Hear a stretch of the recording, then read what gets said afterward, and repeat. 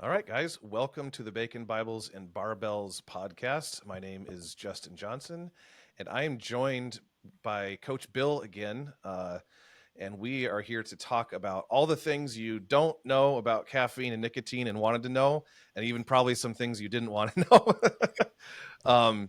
We're going to talk about why it could be useful for you, why each one of these could maybe not be useful for you, because not everything is for everyone, and kind of take it from there. So I think what might be good is to start with our personal experiences. So Bill, I'll kind of let you take it from here. Talk about like how have you used caffeine in the past? How are you using it now? How has it affected you, positives, negatives? And then the same thing with nicotine. What have you observed personally? And then we'll kind of talk about our experiences with even coaching clients and other things like that. Yeah. So I think straight away, what I would say is that caffeine is certainly the more addictive of the two chemicals in the doses that you typically receive it, in my experience. Because you are receiving caffeine in very large doses, and you do not have a natural receptor for it, which is something I'll talk about later. But because you don't have that, it tends to be more addictive. And it is, of course, adreno-effective. And so there is definitely, there's a couple of things. There's the nootropic effect, which is what I typically had used it for, was sort of getting my brain going in the morning. There's a very small positive physiological effect for force production, but it's relatively small in consideration of the dose sizes. And so, and then of course, there's always the positive of, when you're on a cut, caffeine does help you stay a little dry, just because it's, it definitely is diuretic.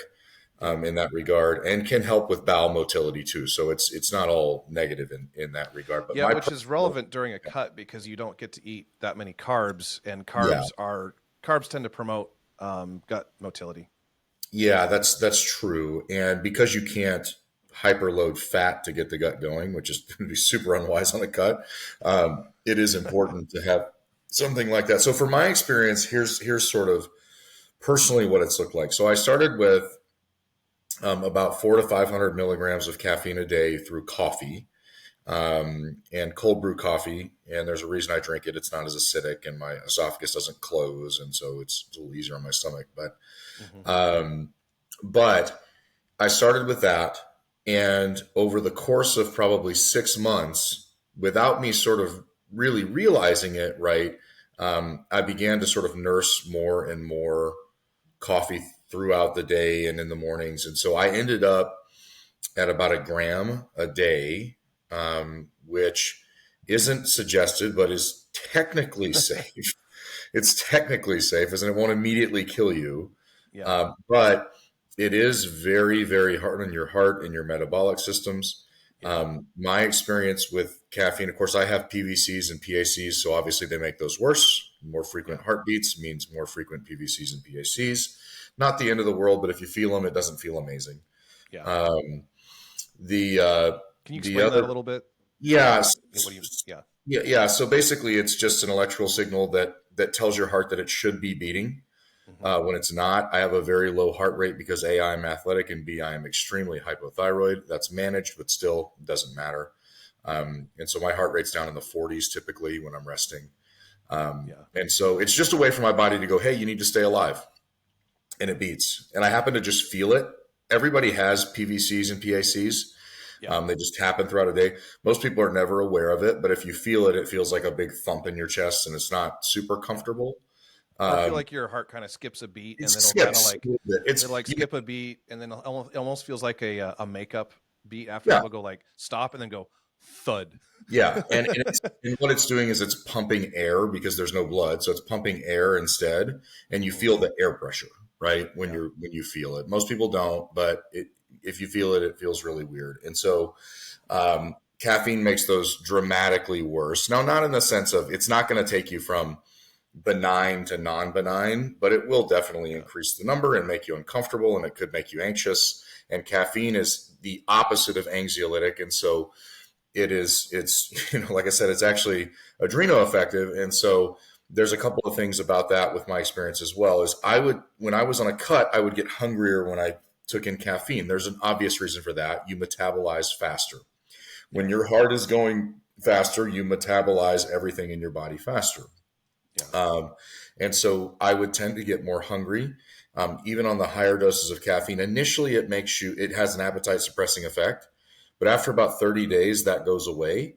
And you're just sort of left with sort of the adrenoaffective piece of it where you feel kind of jittery, but you also get very hungry, and it will make you feel very weak. At my day job, I put a lot of weight equipment out. I'm always carrying weights, dumbbells and barbells and this and that, whatever. And if you are in a highly caffeinated state, you will begin to feel very, very weak, low on energy when you're doing something like that. 80 to 100 farmers walks will really wear you down. And so I made the switch to nicotine last probably, and I say switch. I use nicotine on real quick. Can I comment on the low energy state of the caffeine? Yeah. You can mitigate this with carbs. You can have a Yeah. piece of fruit. You can have a Rice Krispies treat or whatever. But if you can't take the calories, then you can't. But it's very effective to just bring your blood sugar up. So it does mitigate that pretty much entirely. Yeah. But you can't be snacking on carbs all day, of course, if you get that problem. Yeah. And so I would keep crackers handy, at that time, because I would get those, sort of low energy states. And the reason it's so glycemically effective is because, again, you're just eating up metabolites. You're moving faster and you live life at a faster rate. And that's just what happens. And so it's the normal process is just running at super speed. And so that's to be expected. And so that was untenable for me, especially during a weight loss phase, a fat loss phase. And so I made the switch to nicotine back, maybe August of last year.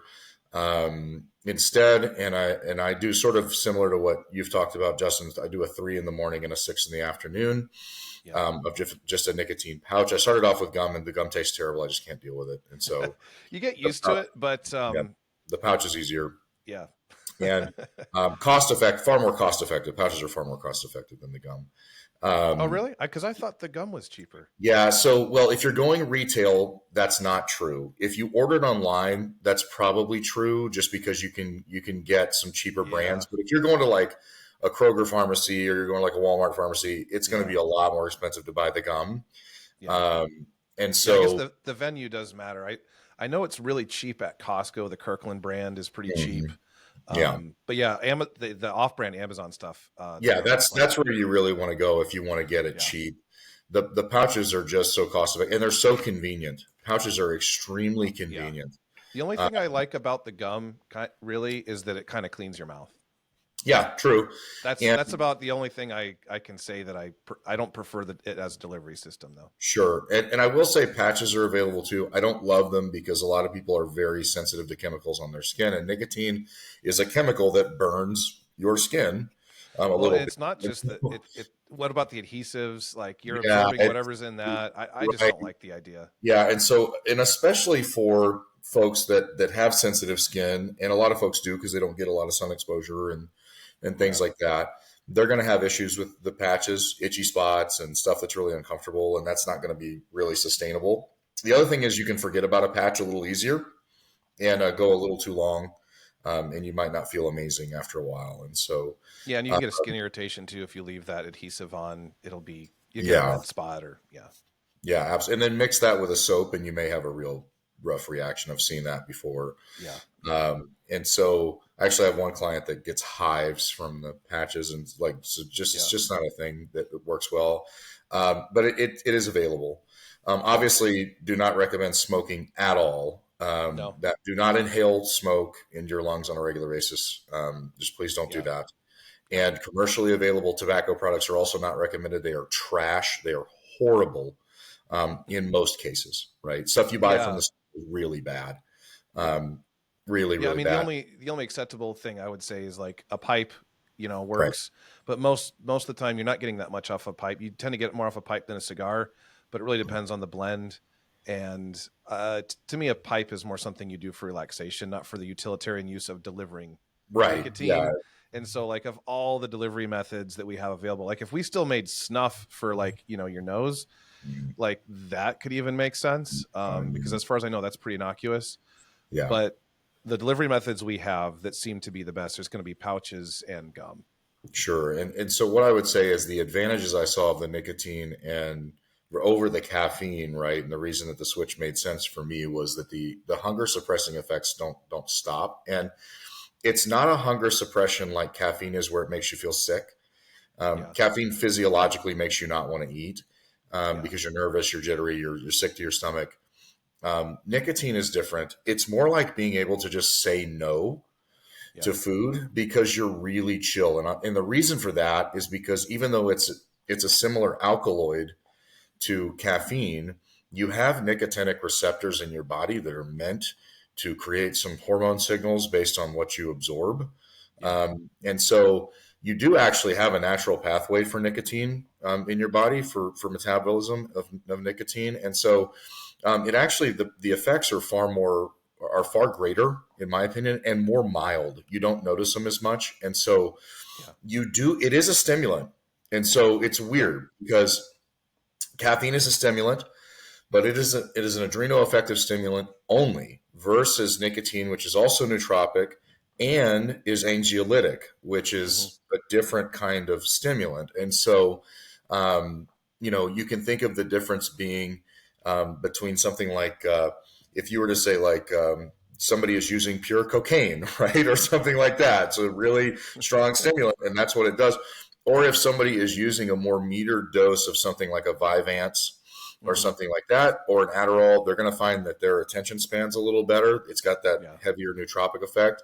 It's not quite such a cannon blast, right, of adrenaline and epinephrine. And so, so there is a difference in the way that they function.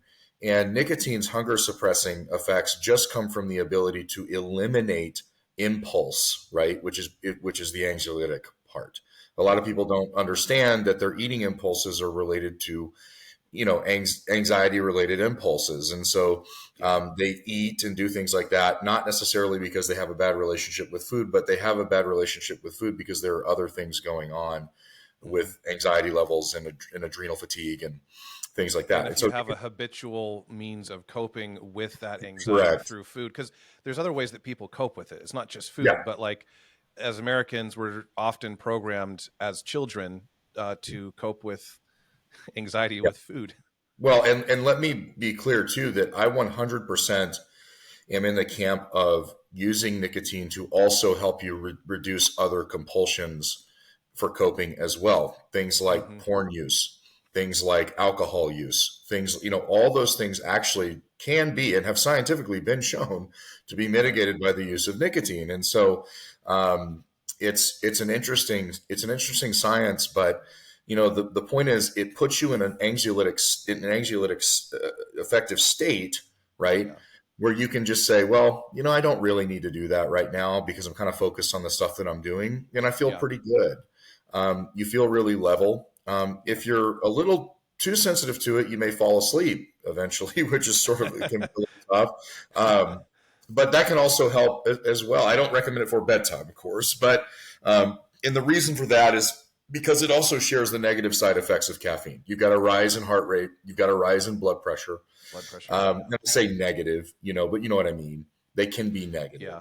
And I would recommend most people if you want to use nicotine in the evening, like it should be like the latest would probably be 3 hours before bed. Yeah, it has a shorter half-life for most people than caffeine. Caffeine, like you don't want to have any be after 3 p.m. in my opinion, even if you're someone that doesn't consider yourself sensitive to it. Yeah, and if you're sensitive to caffeine, I would say nothing after noon, right? I mean, it really can be things. That's pretty much the way I am. Yeah. Yeah, and something that people need to understand too is that caffeine typically comes with, and they don't advertise this because it's just not a thing that they advertise. I don't know why, but caffeine typically comes from cacao beans and coffee beans, and those things also contain theobromine. And theobromine is the thing that gives the caffeine its half-life. And so...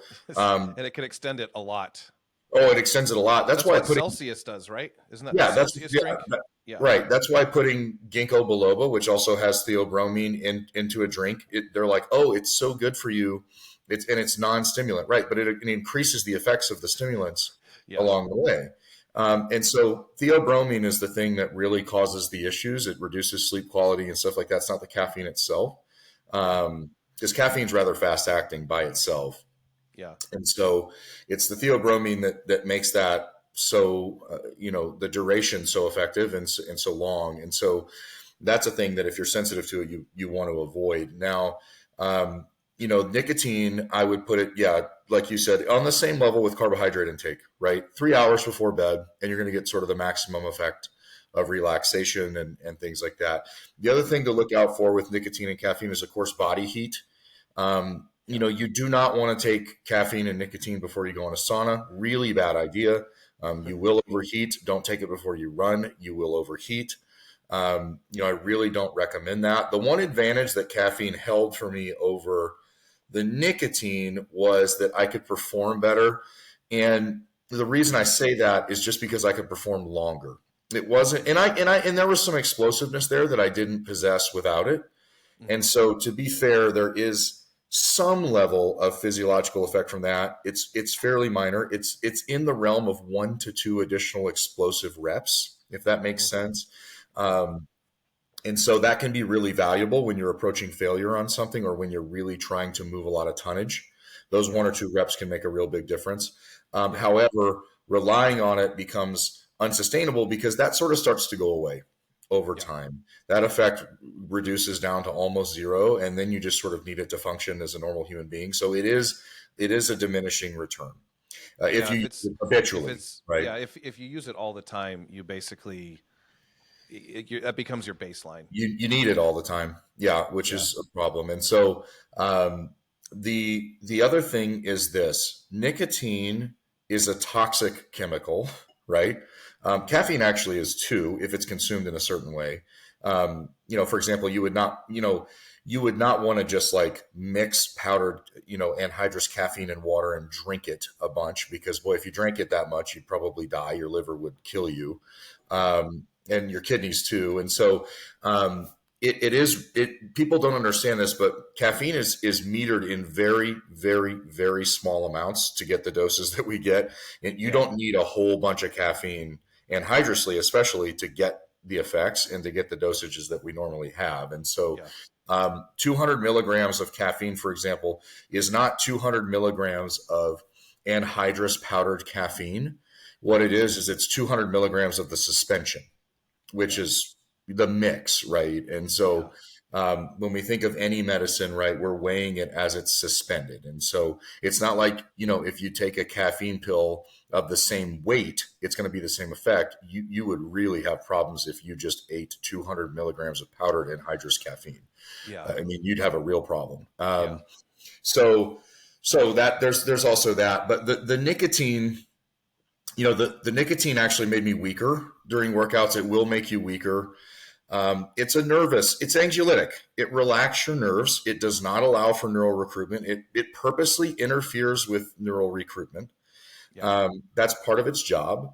And so you definitely don't want to use it around training, versus caffeine. You could use it around training. So I do 3 in the morning, 6 in the afternoon, because there is a desensitization effect. If you pop a 6 in the morning on an empty stomach, you'll feel it. For sure. So I would not necessarily recommend that unless you just got to get up and go. Well, it does depend on the person too. Like for me, I would just, if I did that, it wouldn't mess with my stomach so much as it would, I'd get too much of a buzz off of it. Yeah. The buzz is sensitive. Yeah. The buzz is heavy in the morning, especially if you're not eating. And so you will feel that. The one thing I would say is that when people start using it, something to just be aware of is that caffeine affects the stomach more and the gastrointestinal system more, because that's where it's processed. Nicotine is being processed, in your bloodstream. And so I will have people that take nicotine pouches and go, my chest feels tight. Well, your chest doesn't feel tight. That's not what's happening. What's happening is you're having a de-innervating of systems where blood pressure is also upping at the same time, and it feels like tightness, But what it actually is those muscle systems just sort of pulling apart and relaxing while the blood systems pump a little more fluid in. And so Yeah. you can think of it like getting a pump. But it may feel weird if you're not doing anything and you sort of start to feel fluids pump into your muscles, right? It's psychologically, it can be a little strange, but it is totally normal. It's absolutely healthy, and will not harm you in any way unless you just have some kind of allergy or super sensitive.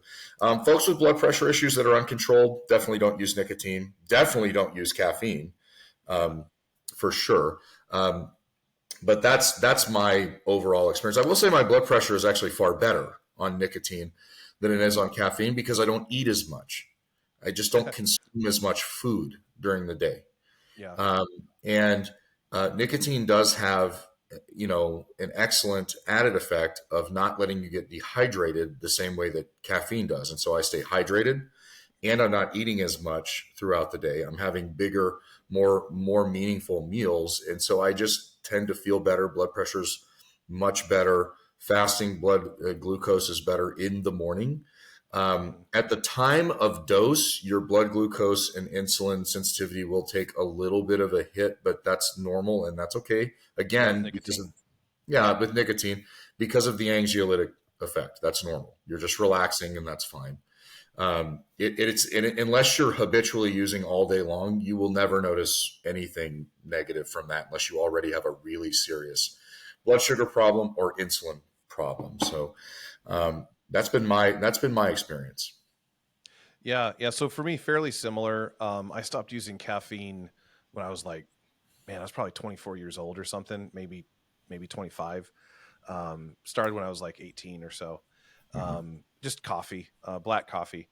And I started getting heart palpitations and things like that. Instead, it used to like sort of be this nice, like wakeful feeling in the morning. And then it turned into like almost feeling tense and anxious and the heart palpitations and the heart thumping. And I kind of got away from it, basically. And I drink decaf because I like it. I like the taste, just straight black decaf.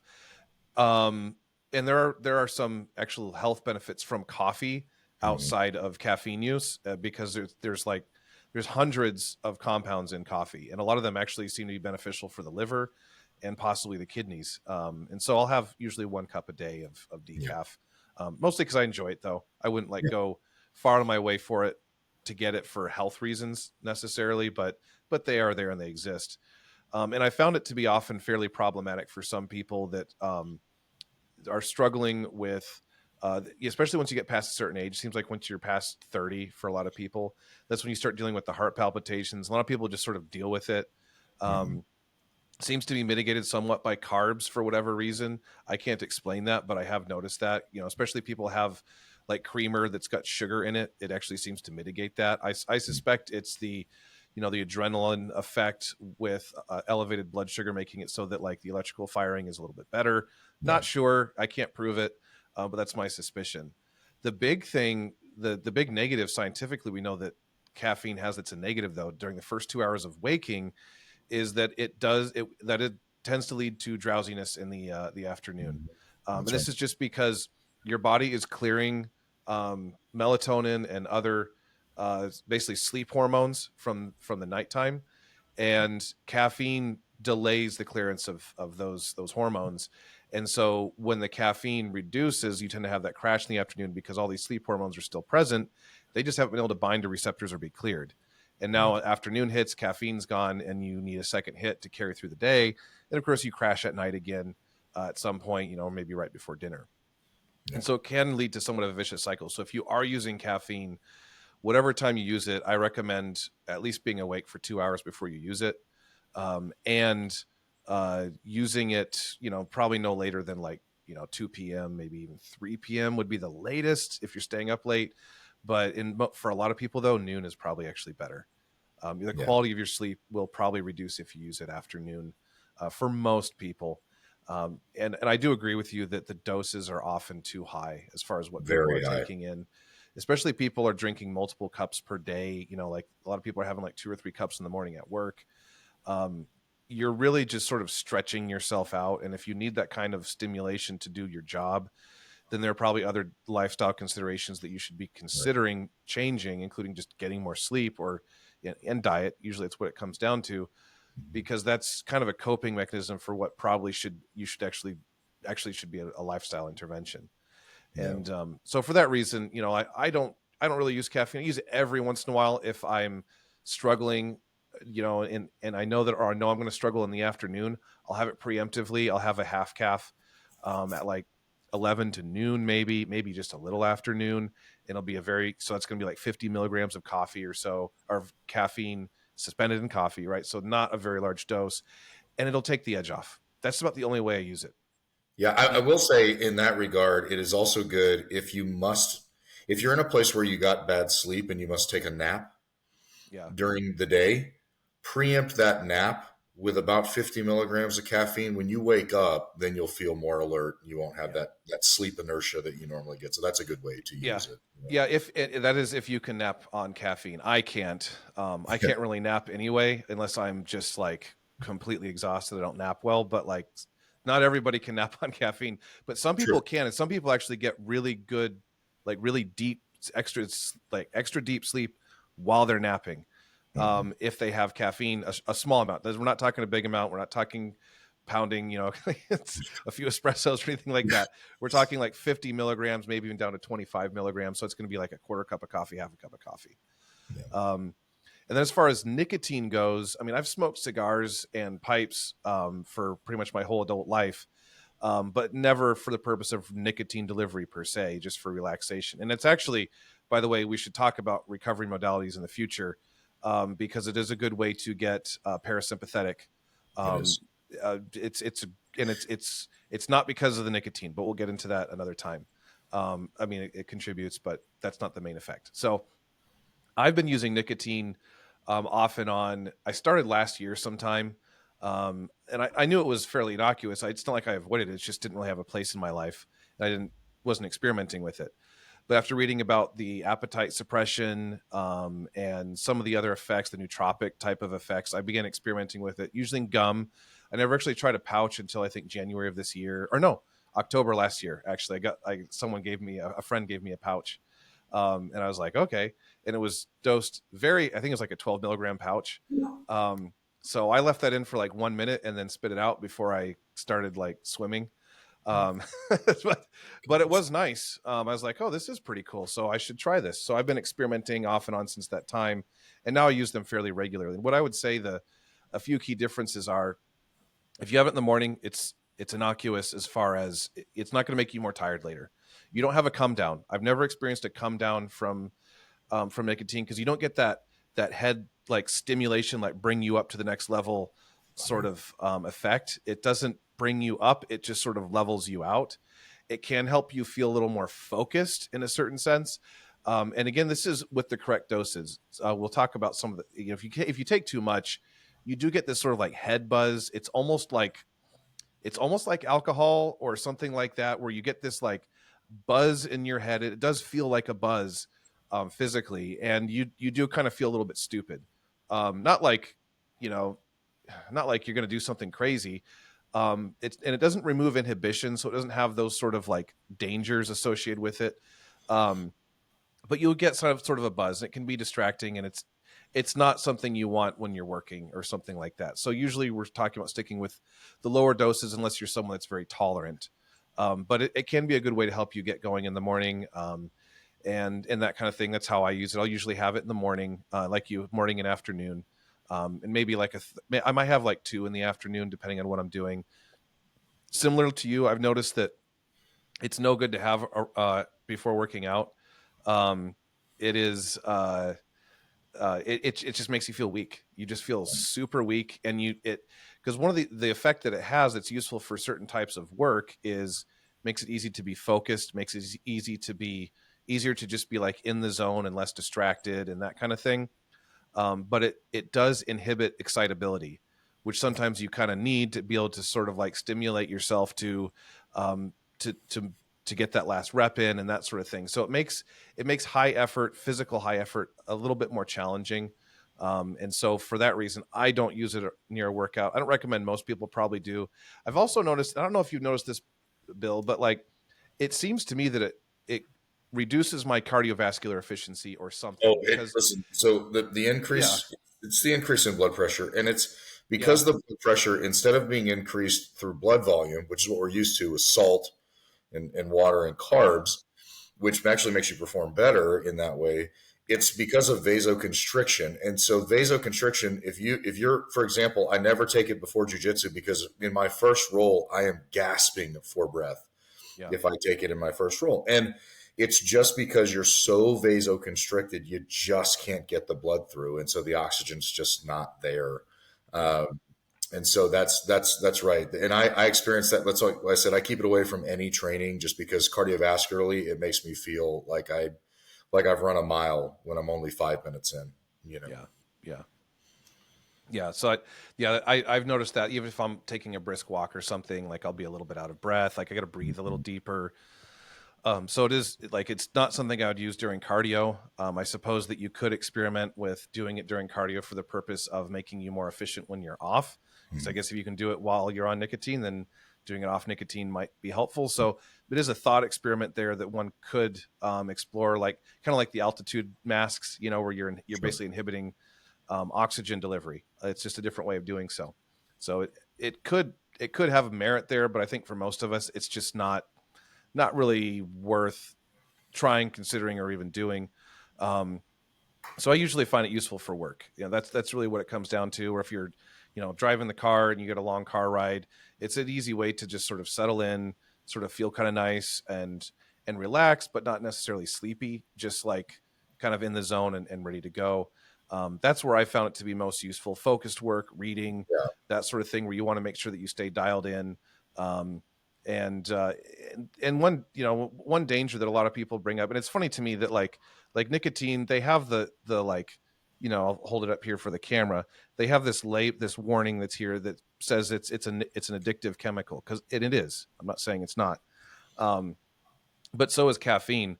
And like, I remember when I came off of caffeine, when I realized what it was doing to me, the first 2 weeks were not fun, because I was very addicted to it. I was very dependent on it, and I know that similarly, nicotine can be very addictive as well.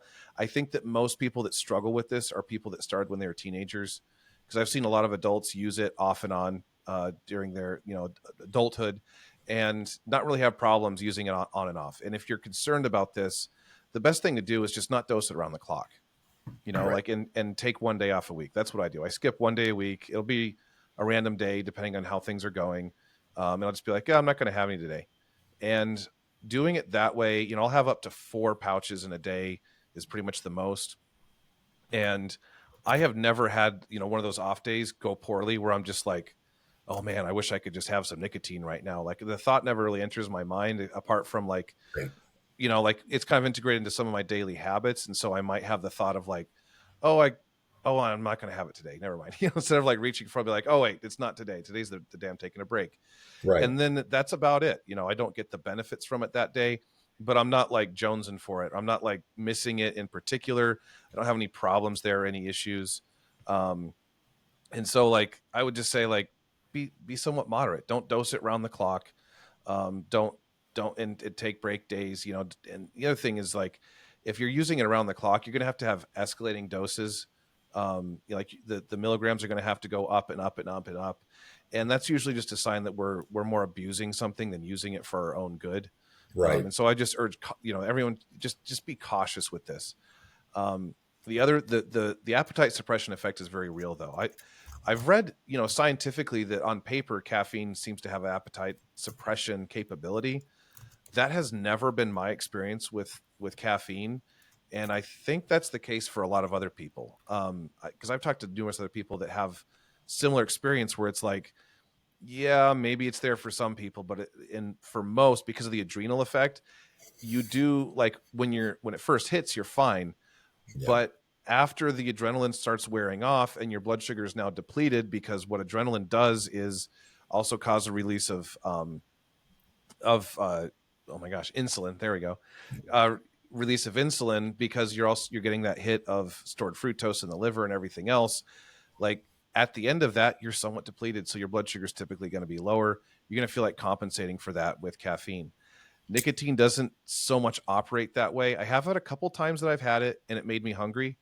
But I think that was just because of like that particular circumstance. It was probably the dopaminergic effect, which that's worth getting into as well. Part of the reason these are so different is nicotine does give you a pretty good hit of dopamine. That's why you get that like feel good from it. It's a reward sensation. You get dopamine right when right when the nicotine starts hitting, you're going to get dopamine release while it's active. Yes. With caffeine, you get more cranked up. So it has the ability to induce more anxiety and tension and excitability. Nicotine's going to more be the opposite. It's going to be more calming. It's going to be more focusing and that sort of thing. And it's not going to hype you up, and it's not going to bring you down necessarily. It shouldn't normally make you want to sleep or something, but it is going to have this sort of like leveling out effect of like, cool, I'm here. I'm going to do this task, and we're just going to focus on that. And that's really the benefit that it has.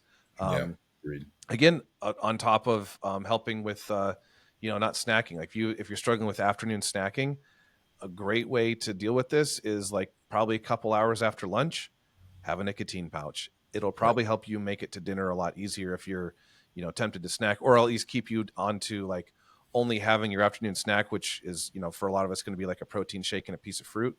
Mm-hmm. That's, it'll make it a lot easier to stick with just having that, or to be moderate basically. Yeah, I think that's a great point for folks that are in the office too. If you're in an office, when the pizza comes in, pop the nicotine pouch, right? Yeah. When the candy bowl comes in, pop the nicotine pouch, right? If you're if you're getting in a nick, or you're trying to stay on a diet that doesn't have any room for that stuff in that day, pop your nicotine pouch. It's going to make it easier not to visit the candy drawer, because you're going to be calm enough and rational enough to go, I really don't need to do that. Instead, I'm sort of locked in. Let's get this work done. I've got food coming for later, et cetera. It really does help you make better decisions, because the anxiolytic effect makes you more rational. And unfortunately with caffeine, it makes you more impulsive. And I would say along with that too, I've done this a couple of times, by the way. You can pre-game a meal with nicotine. I've had nicotine like half an hour before dinner if I'm going to be out and tempted, or at someone's house and tempted to overserve myself because I'm not having the normal meal portions that I would, or normally my wife would prepare. And so like, it's a good way for me to be more content with a smaller amount and not get caught up in like, oh, I'm going to have more. Like if you're going to go to a restaurant, a social gathering or something like that, nicotine is a really great way to acutely make it so that you're going to be content with a smaller portion of food. Yeah. And I think for exercise, there's another good way to use it, and that's in combination with any compound that you use for vascularity. And so if you're using like nitric oxide or beets, or if you're on tadalafil or something like this, right, that helps increase vascularity for blood pressure, or just for the sake of getting blood into the muscles for pumps, things like that, what you can do is you can use nicotine several hours ahead of your training. And then it makes those compounds far more effective during training, because there is a vasoconstriction and vasodilation cycle that happens naturally. And so if you're vasoconstricted for a period of time, once that half-life wears off, your body automatically vasodilates. It does not go back to normal. It actually vasodilates more than you need so that it can restore pressure normalcy and elasticity in the veins and arteries of the body. And so you actually get sort of a more effective pump if you take your nicotine a few hours ahead of time, and you're also taking whatever your other compounds are for pumps on sort of a regular basis at their time as well. And so you will find that those effects of those medicines or compounds that reside in your body for a long period of time and have a long half-life, those will be more effective post nicotine half-life. And so just for what it's worth, from a bodybuilding perspective, you will certainly see that in the gym. People always ask me, they go, how do you get such ridiculous pumps? Because my pumps are stupid in the gym, and they're almost painful. And but the reason is because I've got the correct compounds in the correct dosages, right, to make sure that I'm there. And so if I'm using something that enhances nitric oxide in the body, if I'm using nicotine several hours before, that enhancement of nitric oxide and blood volume and vasodilation is going to be compounded with that come off of the vasoconstrictive portion of the half-life. So That's a natural cycle. When you vasoconstrict, you vasodilate. That's why cardiovascular work is so important. That's why heat is so good for you. It's you want to have variability in the ability to vasoconstrict and vasodilate. Yeah. And so that will also help just from a training perspective. It's a good way to use that as well. Yeah. Yeah. Totally agree. Yeah. It just be aware of those effects too when you're doing various types of activities. If your goals may conflict, Yes. with what it's going to do, and that again, that's why usually with exercise, the recommendation is like keep nicotine generally away from it. Like probably no more than 3 hours before, maybe 2 hours before would be the closest I would want to be Yeah. with a dose of nicotine. But honestly, like I train in the mornings on a training day. If I usually don't have nicotine, but if I do, it'll have to be like 3 hours before training, Yeah. like early in the morning. Yeah. I skip it. I typically train around 1 or 2 o'clock in the afternoon Mm-hmm. most days, and I will have had my nicotine at about 8 or 9 in the morning. Yeah. Yeah. And that's That seems very ideal. so. Yeah. Yeah. Cool. I think that's about everything. I don't think there's much Yeah. else to say. I guess for those that are interested in implementing this, you do want to start light. If you haven't had experience with nicotine, you could get sick to your stomach. You could just get really dizzy or super head buzzy or something like that.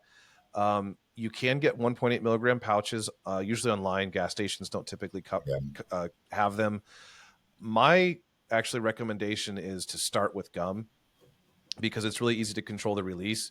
You throw the gum in your mouth, you chew it for a minute, and actually pack that gum into your lip like you would if it was a pouch, and just let it sit there for several minutes. And then because you'll feel the nicotine start, and then it'll kind of like level out and come down. And then several minutes later, a few minutes later, chew it again for another minute or two, put it aside, that kind of thing, and kind of do that for a while. And then you'll find that eventually you're able to just throw the gum in your mouth and just chew it, and you don't have to take any breaks. And that's when you know that it's time to switch to pouches, which I think are generally just a better delivery system. Agreed. And then go ahead and, pretty much every store you go to is going to have the 3 milligram pucks. And for most people, the 3 milligrams fine. You might want to have more, the 6, go knock yourself out. The only thing I would say is just don't be taking tons of doses throughout the day. Don't be one of those guys that goes through like a puck every day or something along those lines, because that will probably form an addiction. That it's nicotine addiction is considered by some to be pretty much the hardest addiction to come off. Worse than alcohol, worse than caffeine, worse than a lot of like street drugs and things like that. And so just have some caution there, because you don't want to have to be someone that has to break an addiction cycle. It's not what most of us want, and I certainly don't recommend it to anybody. So that's the one word of caution I would have there. And you'll have enough addiction cycles to break in your life. I assure you, nicotine's not one you want. They'll all be tough, and Yeah. so it's going to be hard enough to monitor food and to get rid of the habit of laziness and all these kinds of things. Don't stack a nicotine addiction on top of that. Yeah, and I would. The other thing I would say too is I don't think anyone who's probably under 20 or 21 should use it regularly, No. just because of the habit forming and likelihood. And honestly, when you're those ages, you're just not you're not very good at inhibition. Now, if you want to use it and you're younger, fine. At least don't have it every day or something, because chemical addiction is much easier to acquire when you're younger. I think that's like people that I've known that started nicotine use as a teenager in whatever format. They all have told me it is really tough to break. Like Yeah. alcoholic stopping is more of a habit thing. Obviously, there is a chemical aspect to that, but it's the habit forming aspect and the social, like that's harder with alcohol and a bunch of other things. But nicotine, like if you have an actual nicotine addiction, you're used to having high dopamine signaling all day, and that's what heroin is. Like Right. that's what heroin does, is it gives you a big hit of dopamine, among other things that it's doing, of course. But like you're kind of doing that too, and that's why it's so addictive. If you need that to feel normal, then that's a sign that you want to be like backing off, or something along those lines. Doesn't mean you have to quit cold turkey, but Yeah. start reducing the frequency, reducing the dosage, and try to get to where you can live life without it for a day at a time here and there. Again, like the way that Bill and I are using it. If I, couldn't have nicotine tomorrow for whatever reason, I'd be like, oh, bummer. Yeah, I haven't had any today. Yeah, I mean, Yeah. just haven't had any. Um, Yeah. I mean, the other thing is for folks that are really young, we don't really fully understand nicotine's effect on growth hormone, except that it increases it as a metabolite. And the problem with that is that can potentially close growth plates sooner. And so it's GH is a weird thing in the body. Yeah. It can help with folks that have trouble with growth plates. But if you have normal growth plates and then you introduce more GH into the system, it can speed up the speed at which those growth plates close, and it can stunt growth and cause some issues physically in the body and musculoskeletally. We don't fully understand those effects from nicotine, except that it increases that. It's probably not wise at that age anyway, because some of that is still developing.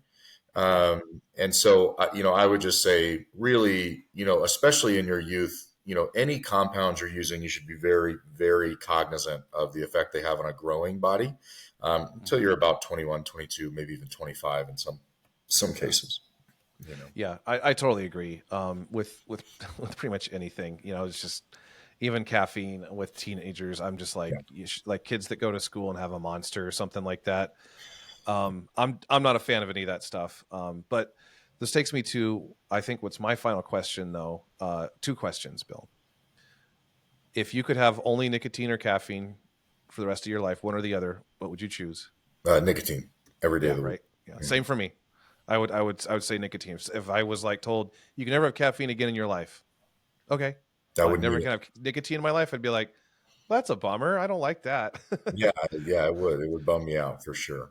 It would bum me out. And the other question is, what's your favorite flavor of pouch? What have you been using? I like the coffee pouches, the Zen coffee pouches, and the Rogues I don't love except for their spearmint one. That one is really cool, like cool feeling. Yeah. And so it's kind of refreshing. I guess the one I use at the end of the day, because it actually kind of like gives me a little bit of that, like, ooh, that's a little refreshing. It's a little boost. And so flavor wise, those are my favorites. I don't love any of the wacky flavors. Citruses and things like that, I'm just super not into. When it comes to chemical compounds, I like sort of earthy and minty flavors. And so those would be my two favorite right now. Yeah. For me, I've been using the citrus a lot, but I like the coffee too, which is more mocha flavored than actual coffee. It doesn't taste like coffee so much. It tastes like a cappuccino or something. Yeah, it does. But it is quite nice. And I do like the any of the minty type flavors as well. So I'm not fully committed on all one or the other, but I do majority of the time have citrus on hand, I guess, because I actually enjoy it. It's a pretty subtle flavor, but I like it. Yeah, I don't know if it's a mental thing for me, but mint just feels, I don't know, it just feels more right. I don't know. Well, it is, no, I mean, it's nice to have, the flavor. It's more, it's kind of make it, not that it actually does, but it feels like your mouth is cleaner in a certain sense, and it just feels good. So yeah, that's agreed. Fair enough. Cool. Agreed. So one other thing I would mention is just that nicotine is also, and I'm just going to make a statement here, nicotine has been used pretty well with some of my folks that are coming off SSRIs. Because of its anxiolytic effects. And so if you're coming off something, especially like a Xanax, something really powerful, a really powerful anxiolytic, it can be helpful to have some nicotine in your life just because you're going to come off of that and you are going to feel weird. And if you don't want them to dump you on Wellbutrin or whatever in the meantime, right, which is not a good solution, having some nicotine in your life is a pretty good idea. And it has worked pretty well. And so I would say for folks in that situation, talk to a coach. How do you get a coach that's going to help you? Well, it's simple. I mean, we got a website. It's www.highcallingfitness.com. You go there, you sign up to work with us, right? We're going to help you do all this stuff. We'll help you get strong. We'll help you get in a NIC. We'll help you get all your health questions answered. We'll help you work with your doctors for your best health outcomes and things like this, and educate you on how you can be an advocate for yourself and your own health and fitness. And so, come sign up with us. We'd love to work with you. Just visit the website, www.highcallingfitness.com, and fill out the form. We'll get back to you. Or book a meeting. I mean, that's, if you go to the main Yeah. page at the bottom, you can just book a Schedule meeting with one of us and you'll just have a conversation about what you need and see, so we can, if it's a good fit and, if you want to be friends. Yeah, absolutely. Absolutely. Cool. Well, thanks, Bill. Appreciate it. Appreciate Yeah. your expertise. And we'll sign off here. Thanks, everyone, for listening. Gains and grace. Yeah.